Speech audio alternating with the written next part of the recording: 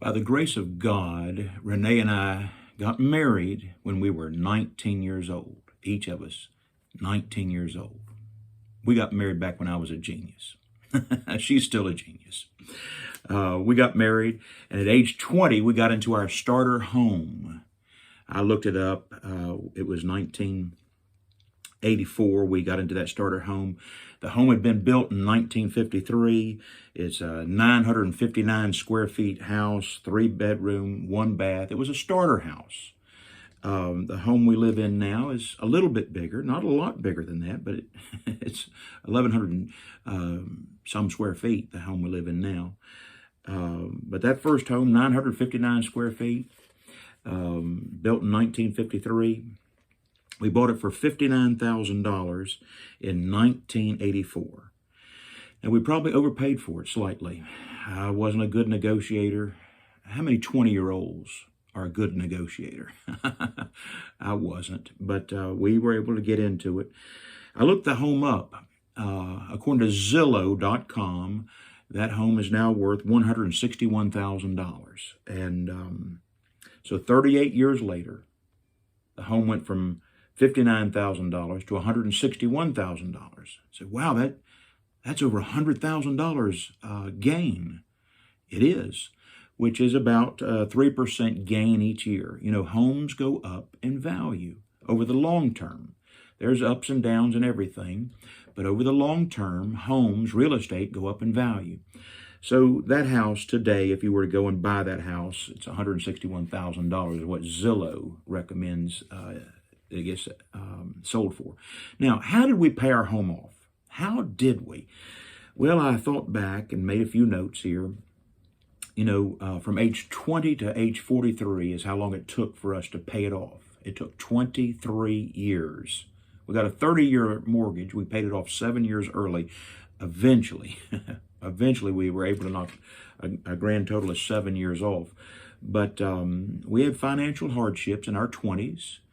Had a child that had some physical issues and just routine, you know, hardships on a young couple getting started in life. At age 30, I became a full-time evangelist at age 30. And so I make primarily my living as an evangelist. I still do to this day. I found other streams of work, though, as I've served as an evangelist. I've thrown hay, I've built fences, I've cleaned. Friends, here in America, you can find ways to make money. And so I've been a bivocational evangelist this entire time. A lot of our church people don't even know that. But I've been having to, out of necessity. And I'm happy to do it. God designed people to rise to challenges. God designed people to work. And so I've been happy to work. But at age 30, we basically got started over again financially. And so I began to, find other little streams of income. And, because my income the first 2 or 3 years as an evangelist was very small.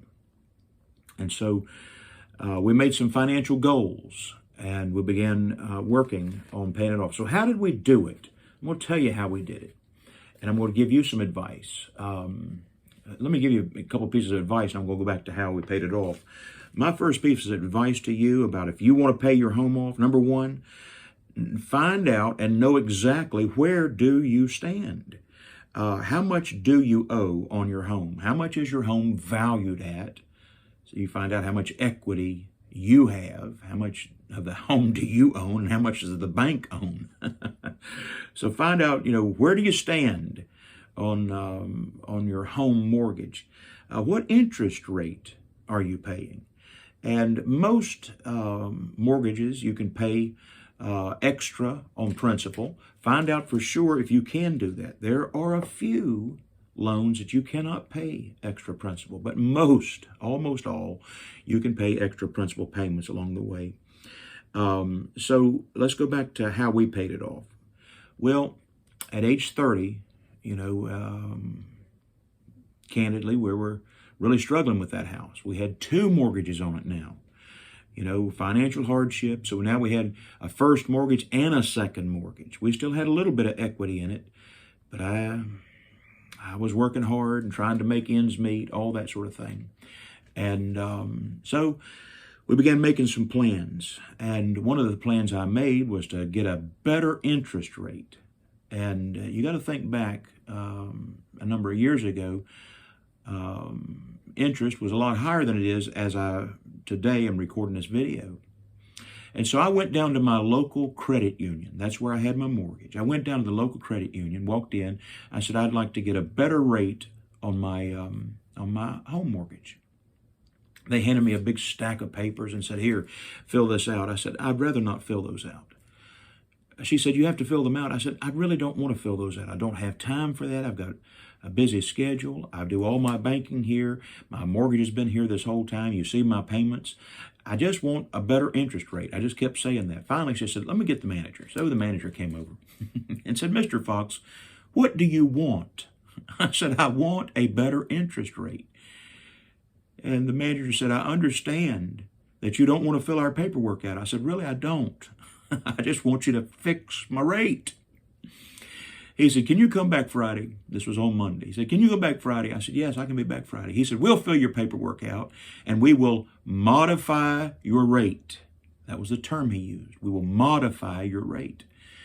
And he said, now there's going to be a fee to moderate your rate. I said, what's the fee? He told me $250. I said, okay, I'll do that. I want you to fill out my paperwork and I want you to modify my rate. Almost always there's some fee that you have to pay. But friends, I saved that $250 in interest in just a few months. And so then I had something else take place at the credit union that really helped me. I went in one day and I was talking to them on some issue. It was not about my mortgage. But I went in the back and there was a gentleman, an older gentleman, who it was just the leading of God is all I know. He began just talking with me about my finances. And I told him somewhere along the way, I said, I'd really like to pay my mortgage off, and I'm trying to pay a little bit extra each month on it, $15 or $20 every month. He said, would you mind if I tell you how I am paying my mortgage off quickly? I said, yes, I'd like to know. He said, we've got a way that you can dial in on the phone and you can do banking over the phone. He said, and currently, I make a payment on my mortgage every Monday. Every Monday I make a payment, not once a month, but every Monday.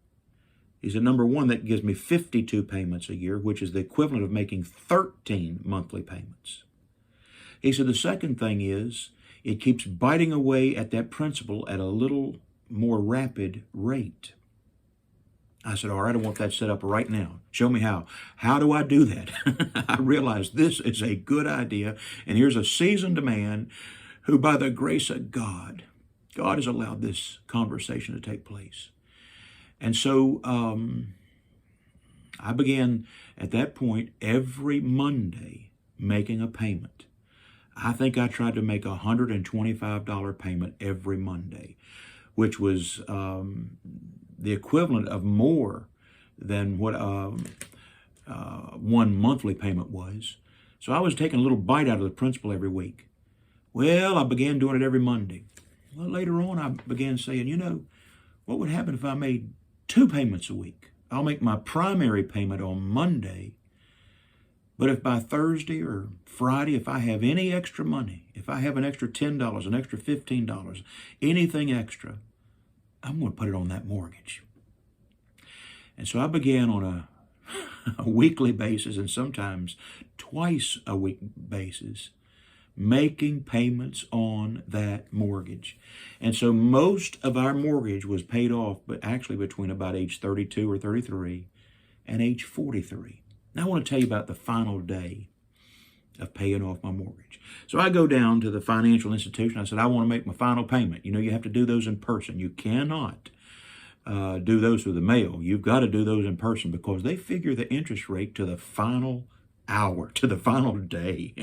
They want all the interest they can get, and that's fair and that's honest. And so I went down and I had Renee with me, and we walked in and said, we want to make our final payment. He said, well, come back in 2 hours. I said, really, I don't want to come back in 2 hours. I want to do it right now. It's hard for us to get down here. And so I want to do it right now. He said, no, you've got to come back in 2 hours. I said, may I ask, why do I have to come back in 2 hours? He said, because I've never seen anybody pay their mortgage off. He said, I don't know what to do. Give me 2 hours to make some phone calls and find out, how do we do this? So Renee and I left. We probably ate lunch. Lunch is my favorite midday meal. This was during the day. And we went back. And we sat down, and he was ready. And we made our final payment. And it felt great. I mean, it just felt great. I get a little overwhelmed just thinking back. And that's been 15 years ago now. So we got out in the car, Renee and I did. I said, we got to tell somebody about this. We had cell phones by this time. So we got to tell somebody about this. And so I called my dad. I said, Dad, I just got to tell you something. Pop, I made my last payment on the house. My dad said, oh, congratulations, son. I'm proud of you. That's really, really good. Well, we hung up. I said, Renee, who else can we call? You know, when there's good news, you want to share it. And we called her dad. And he likewise congratulated us. And it really meant a lot to hear our parents, commend us on making that final payment. Let me tell you what this has done for us. Our giving to the great cause of Jesus Christ has greatly escalated. Last year, we had the biggest giving year we've ever had. It was bigger than the year before because the year before had been the biggest giving year we ever had. And I'm hoping that the year that we're in right now will now become the biggest giving year we've ever had. Do your giving while you're living so you're knowing where it's going. We want to give. We would rather be givers than takers. And one way you can be a better giver is by paying off your mortgage. Now, we'll continue talking about other things that will help you with your finances. I want you to be a good steward. It's honoring to the Lord. It's best for your family to be a good steward with what comes into your hand. May God bless.